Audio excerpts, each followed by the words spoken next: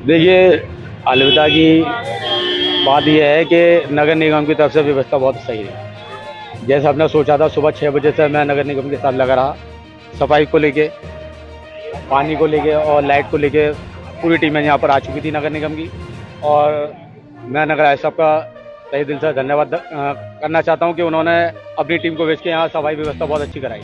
और शासन प्रशासन का यही कहूँगा कि शासन प्रशासन ने जो अलविदा की लिए जो तैयारी की गई थी, तो उसके लिए शासन ने पूरी कोशिश करी है कि भैया लोगों को नमाज से रोका जाए, बाहर रोड पर नमाज न पढ़ी जाए। उसको लेके हमने भी पूरा सहयोग किया। हमने कहा कि भाई हमारे जो लोग हैं अपनी नमाज मस्जिद में ही पढ़ें और माहौल ख़राब ना हो। हम तो ये चाहते हैं कि शासन भी थोड़ा सहयोग करे। जैसा होली पे 3 घंटे आप होली खिलवा रहे हो, रोड पर खड़े होके पूरा रोड जाम करके डीजे बजा के, ऐसे ही थोड़ा सहयोग मुसलमानों के लिए भी होना चाहिए। ये भेदभाव बहुत गलत था। ऐसे सहयोग होना चाहिए कि उनको भी थोड़ी जगह दी जाए और लाउड स्पीकर खोला जाए। नमाज रोडों पर थोड़ी पढ़ने की इजाज़त दिया। आधे घंटे की नमाज होती है कुल, जहाँ 4-4 घंटे आप डीजे चला रहे हो, होली खेल रहे हो। थोड़ा हम लोगों को भी सहयोग होना चाहिए कि जहाँ मुख्यमंत्री कहते हैं, प्रधानमंत्री कहते हैं सबका साथ, सबका विकास, सबका विश्वास, तो उस नारे पर ये कब खड़े उतरे। ये तो एक समुदाय को टारगेट किया जा रहा है सिर्फ और ले। कम से कम ये देखना चाहिए कि भाई साल में एक बार ईद आती है, तो उस पर ये थोड़ा अपना दिल बड़ा करके नमाज की इजाज़त दी जाए, उनको लाउड स्पीकर खोला जाए। नहीं, कोई परमिशन नहीं दी है। फिर भी यही कहेंगे,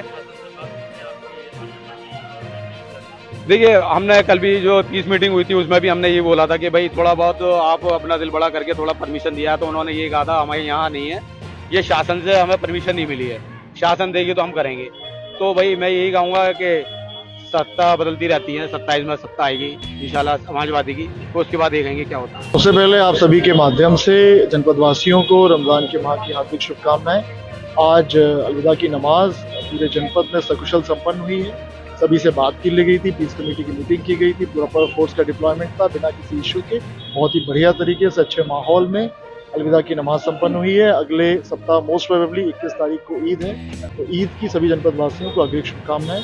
पूरा फोर्स का डिप्लॉयमेंट किया गया था, इसमें हमारे साथ आरएएफ की कंपनीज भी थी, पीएससी भी थी और जनपद की पुलिस तैनात थी। हमारे मजिस्ट्रेट भी थे, एडीएम सिटी यहाँ पे पूरे समय कैंप किया हुआ था, हमारे एसपी साहब भी थे। तो पूरी तरीके से सभी पहलुओं को नजर में रखते हुए अच्छे तरीके से नमाज ड्रोन से भी निकल रखी है। बिल्कुल ड्रोन से भी सर, किसी का संदेश देना चाहेंगे जैसे कि आने वाला त्योहार है और कोई अगर कोई भी आने का प्रयास करता है तो किस तरह की कार्रवाई रहेगी? मुझे अलीगढ़ जनपद वासियों पे पूरा भरोसा है कि कोई भी माहौल को बिगाड़ने का प्रयास नहीं करेगा।